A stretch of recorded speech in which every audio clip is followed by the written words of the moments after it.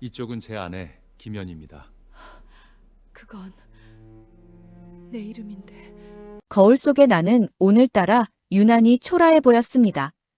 아들 지훈이를 장가 보내는 상견례 날. 시장 귀퉁이에서 반찬 가게를 하며 거칠어진 손마디를 가리려 억지로 끼워 넣은 진주 반지가 어색하기만 했습니다. 30년 세월, 남편도 없이 홀몸으로 아들 하나만 바라보고 살았던 내게 오늘은 생애 가장 빛나는 날이어야 했습니다. 하지만 가슴 한구석이 자꾸만 울렁거렸습니다. 마치 30년 전 그 지옥 같았던 불길 속에서 느꼈던 그 불길한 예감처럼 말입니다. 상견례 장소인 한정식 집의 문이 열렸습니다. 귀티가 흐르는 양복을 입은 안사돈댁 남편과 그 뒤를 따르는 우아한 사모님 한 분. 지훈이가 입이 마르도록 칭찬했던 대기업 임원 부인이라는 안사돈이었습니다. 나는 예의를 갖추기 위해 고개를 깊게 숙이며 인사를 건넸습니다. 처음 뵙겠습니다. 지훈이 애미 되는 말을 맺지 못했습니다. 고개를 드는 순간 내 시야에 들어온 상대방의 얼굴. 아니, 그건 얼굴이라기보다 거대한 충격이었습니다.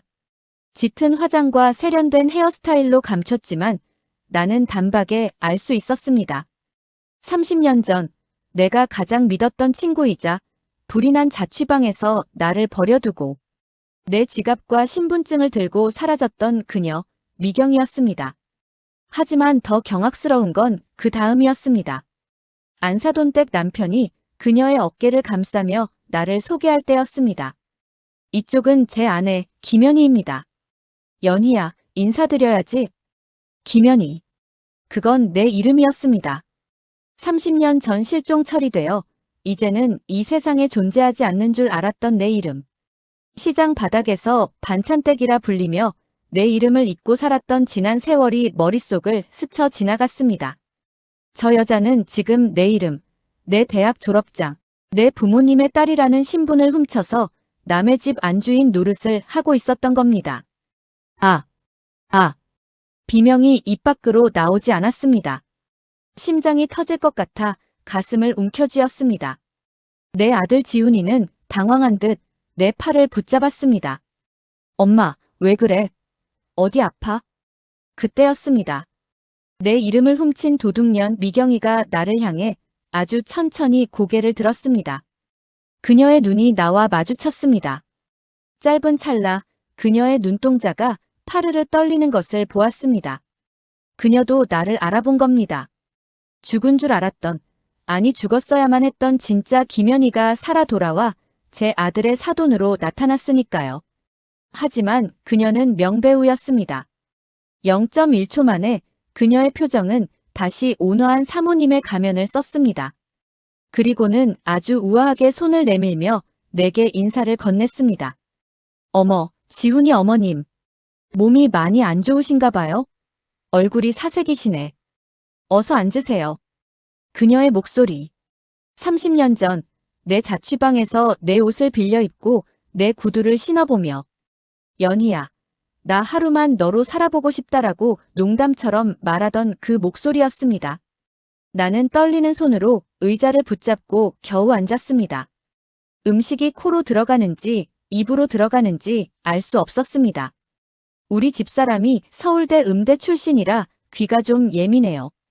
상견례 음악이 너무 크다고 아까부터 신경 쓰더라고요. 안사돈 남편의 자랑 섞인 말에 나는 구역질이 올라왔습니다. 서울대 음대. 그것도 내 학력이었습니다. 집이 가난해 꿈도 못 꿨던 미경이가 내 졸업장을 들고 내 인생을 통째로 세탁해 저 남자의 아내가 된 것이었습니다. 식사가 이어지는 내내 미경이는 나를 향해 승리자의 미소를 지어 보였습니다. 마치 내가 여기서 뭘 어쩌겠어. 내 아들 앞길 망치고 싶으면 어디 한번 떠들어봐라고 비웃는 듯 했습니다. 상견례가 끝나갈 무렵 미경이가 잠시 화장실을 가겠다며 자리에서 일어났습니다. 나는 홀린 듯 그녀의 뒤를 쫓았습니다.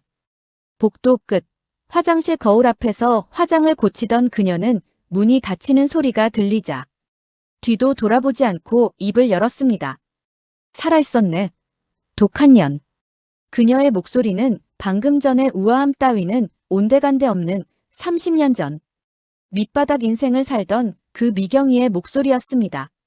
나는 부르르 떨리는 주먹을 꽉 쥐고 그녀에게 다가갔습니다. 미경아, 내가 어떻게 내 이름으로 살 수 있어? 내가 그날 불 속에서 나를. 닥쳐. 미경이가 번개처럼 돌아서서 내 앞을 가로막았습니다. 그녀의 눈은 살기로 가득 차 있었습니다. 너 똑바로 들어.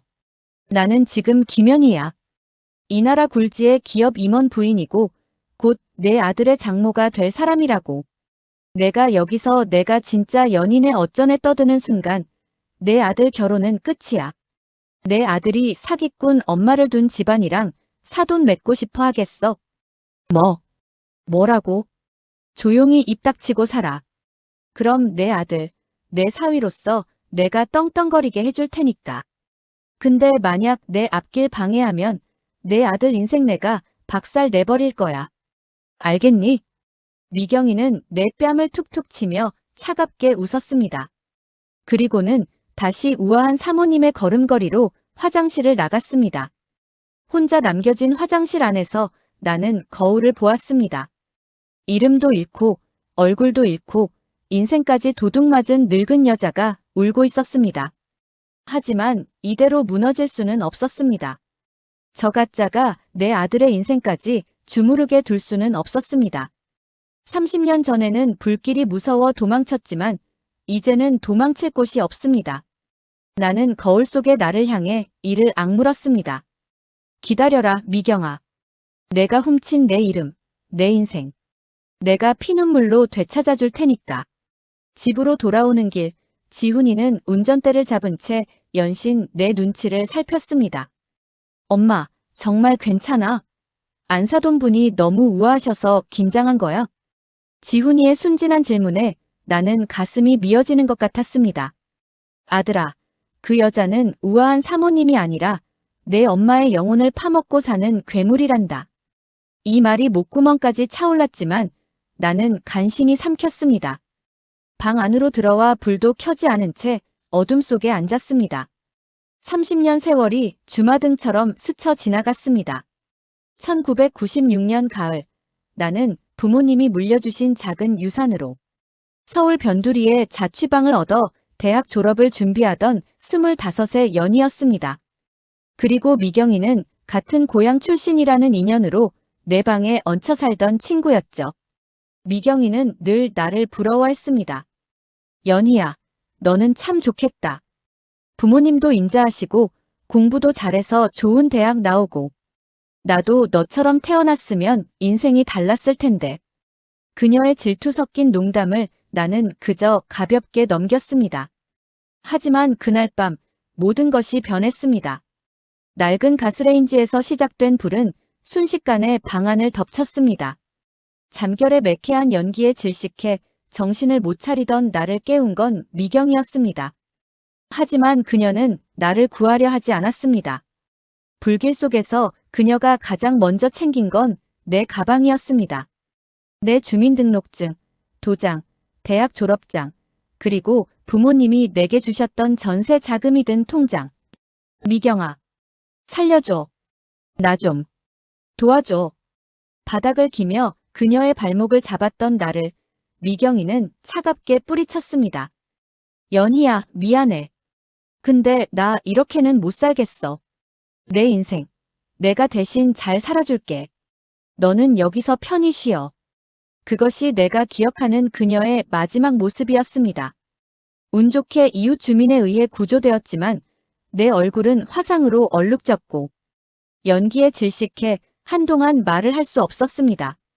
병원에서 깨어났을 때 세상은 이미 나를 사망자로 처리한 상태였습니다.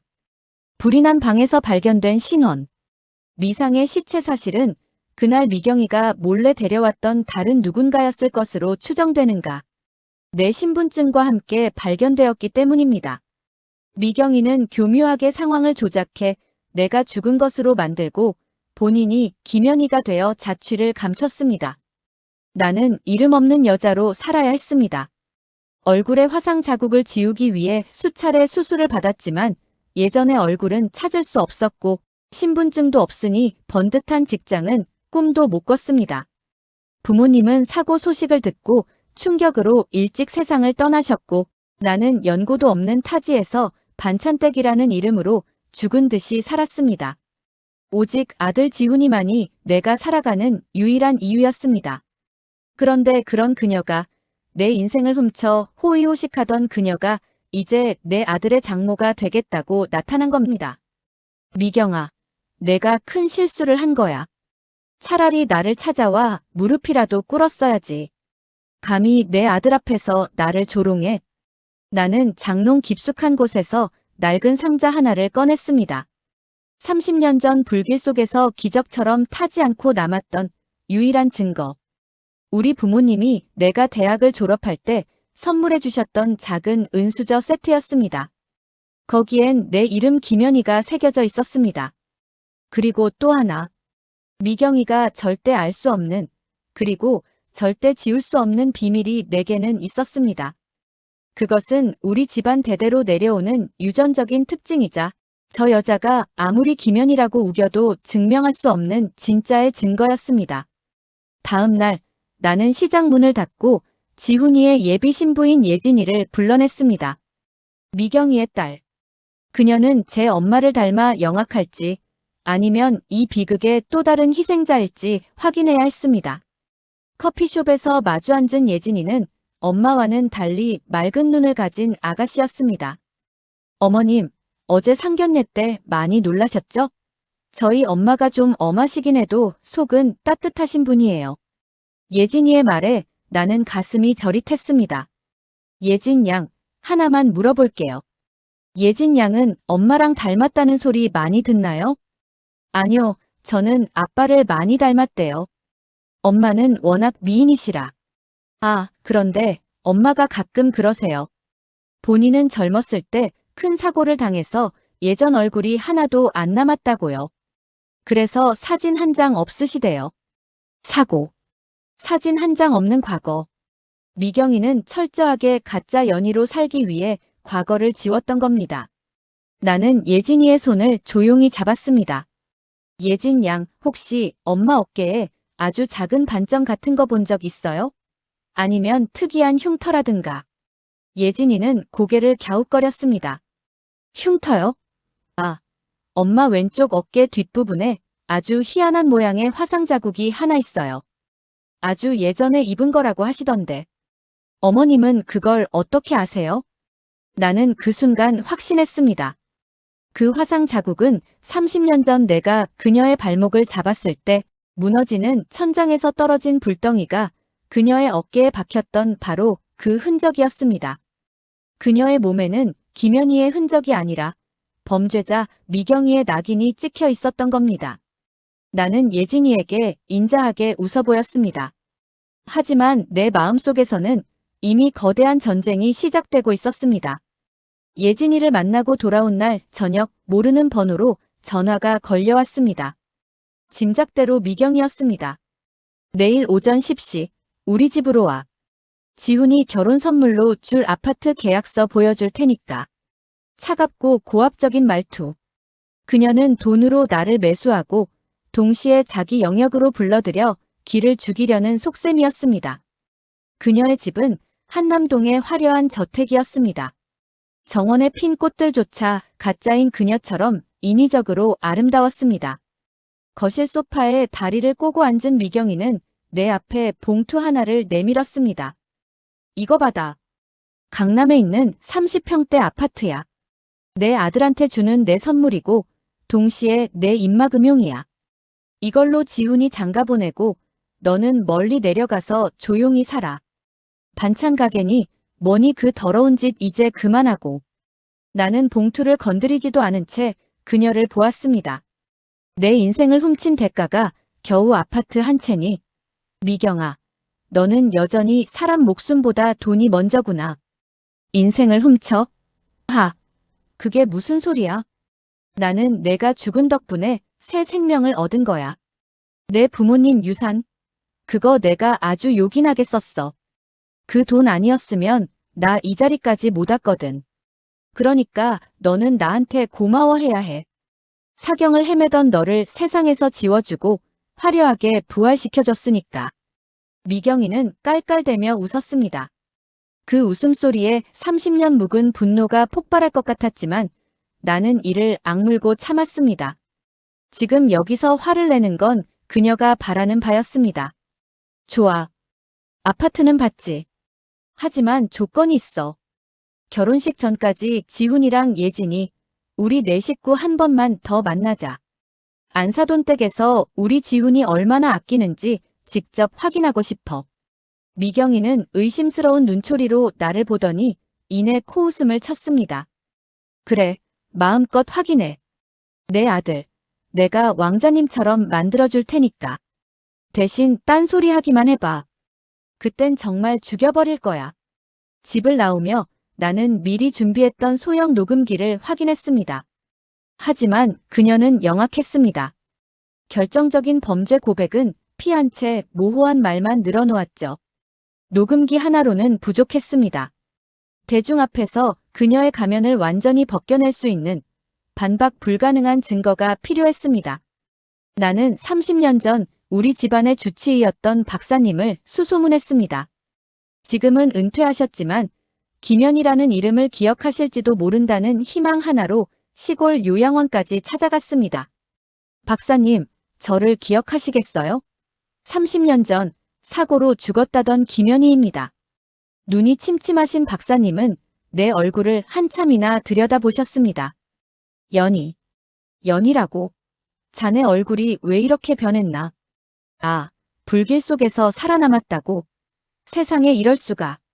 박사님은 내 손을 잡고 눈물을 흘리셨습니다. 나는 박사님께 부탁했습니다.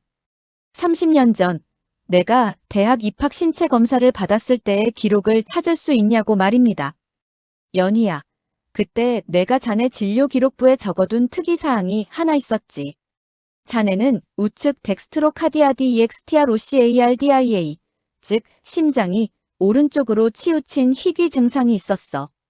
이건 겉으로는 알 수 없지만 엑스레이 한 장이면 바로 나오는 절대적인 증거지. 심장이 오른쪽에 있는 사람. 그것이 진짜 김연희의 증표였습니다. 30년 전 미경이가 내 신분증과 졸업장은 훔쳐갔을지언정 내 몸속의 장기 위치까지 훔쳐갈 수는 없었습니다.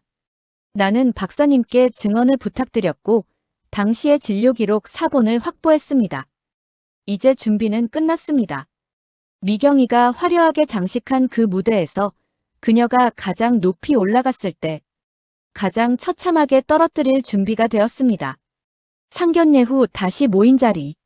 미경이는 여전히 거만하게 앉아 있었고 안사돈 남편은 내게 아파트 계약서를 들이밀며 고마워하라고 강요했습니다.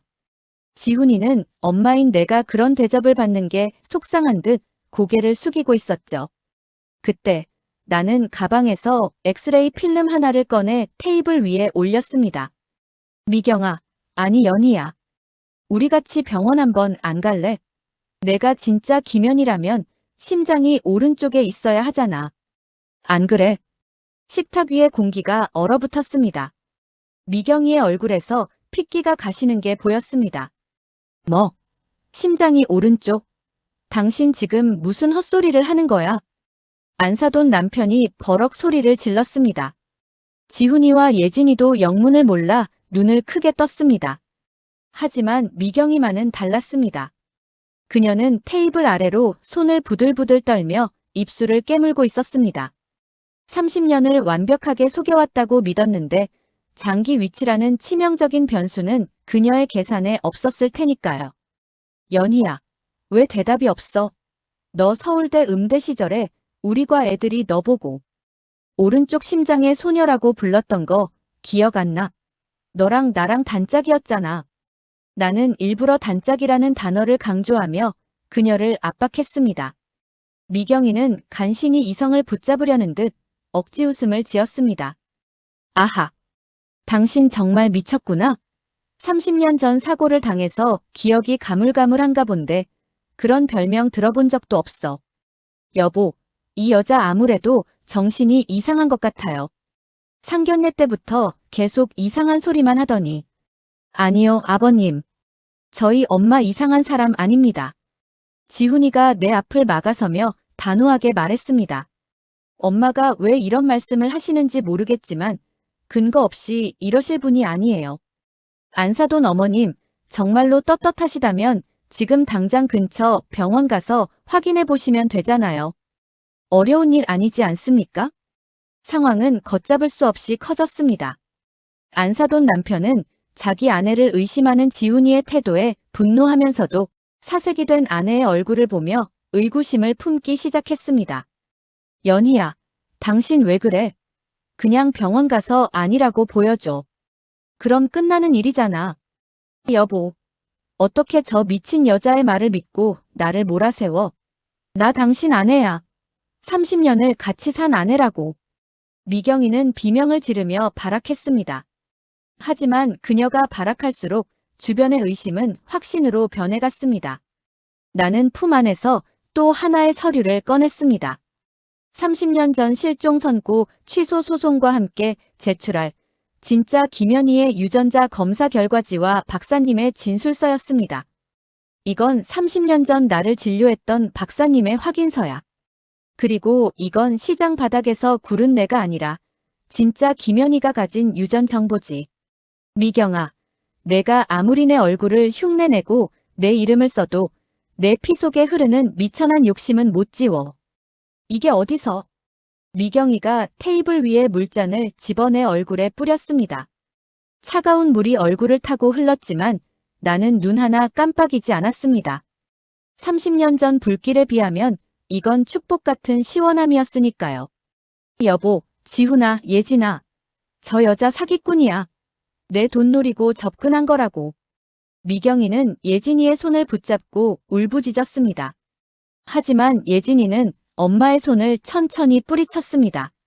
엄마, 어제 내가 엄마 어깨에 있는 화상 흉터 물어봤을 때 엄마가 그랬지? 과거의 흔적이라고.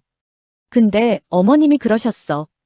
그 화상 흉터 30년 전 불이 났을 때 친구를 버리고 도망치다 입은 낙인이라고. 엄마, 정말이야? 엄마가 정말 김연희가 아니야? 예진이의 눈에서 눈물이 툭 떨어졌습니다. 가장 믿었던 딸의 의심. 그것은 미경이에게 사형 선고나 다름없었습니다. 그때였습니다. 식당 문이 열리고 경찰들이 들어왔습니다. 미경이가 내게 아파트를 주겠다며 회유했던 녹취록과 신분 탈취 및 사문서 위조, 그리고 30년 전 실종 사건 재수사 요청을 이미 마친 뒤였습니다. 박미경 씨, 신분 탈취 및 사기 혐의로 체포합니다. 경찰의 말에 안사돈 남편은 뒤로 넘어가듯 의자에 주저앉았습니다. 미경이는 수갑이 채워지는 순간에도 나를 향해 침을 뱉으며 소리쳤습니다. 연희 내 인연. 너도 무사할 줄 알아. 내 아들 결혼. 이제 끝이야. 내 딸이랑 내 아들이 어떻게 결혼해? 내가 이렇게 무너지면 너희도 끝이라고. 그녀의 독설이 식당 가득 울려 퍼졌습니다. 나는 멀어지는 그녀의 뒷모습을 보며 나지막이 말했습니다. 아니, 미경아. 이제 시작이야. 내가 잃어버린 30년, 그리고 내 이름. 이제부터 하나씩 다 찾아올 거야. 미경이의 구속은 일파만파로 퍼졌습니다. 대기업 임원의 부인이 30년 전 친구의 신분을 훔친 가짜였다는 소식은 연일 뉴스에 오르내렸습니다. 안사돈 남편은 충격으로 사표를 냈고 예진이는 엄마의 죄를 감당하지 못해 칩거에 들어갔습니다.